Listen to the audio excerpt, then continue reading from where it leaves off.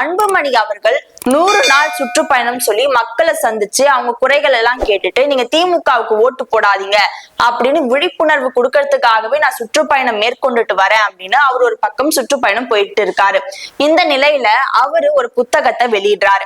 அந்த புத்தகத்துக்கு என்ன பேர் வச்சிருக்காங்க அப்படின்னா விடியல் எங்கே அப்படின்ற ஆவண புத்தகத்தை வெளியிட்டோம் சொல்லி அன்புமணி அவர்கள் தலைமையில அந்த புத்தகத்தை வெளியிட்டு இருக்காங்க.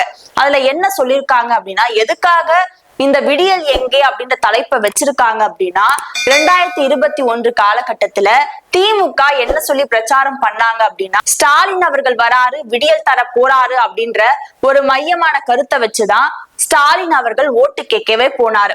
அதை மையமா வச்சுதான் இப்ப அன்புமணி அவர்கள் விடியல் எங்கே அப்படின்ற புத்தகத்தை வெளியிட்டிருக்காரு. சரி, இப்ப இந்த ரெண்டுத்துக்கும் என்ன தொடர்பு அப்படின்னா இந்த புத்தகத்துல அன்புமணி அவர்கள் வெளியிட்ட இந்த புத்தகத்துல என்ன முக்கியமா சொல்லப்படுது அப்படின்னா திமுக சார்பா 505 வாக்குறுதிகள் கொடுக்கப்பட்டுதான். அதுல எத்தனை வாக்குறுதிகள் நிறைவேற்றிருக்காங்க, எத்தனை வாக்குறுதிகள் நிறைவேற்றப்படல அப்படின்றத ஆதாரத்தோட நான் இந்த புத்தகத்துல கொடுக்குறேன் அப்படின்னு அன்புமணி அவர்கள் சொல்லியிருக்காங்க. மற்ற கட்சியை சேர்ந்தவங்களா வெறும் வாய் வார்த்தையாதான் சொல்லிட்டு இருந்தாங்க.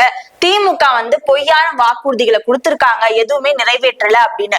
ஆனா நாங்க தான் அதை ஆதாரத்தோட வெளியிடுறோம் சொல்லி அன்புமணி அவர்கள் அதை வெளியிட்டு இருக்காங்க.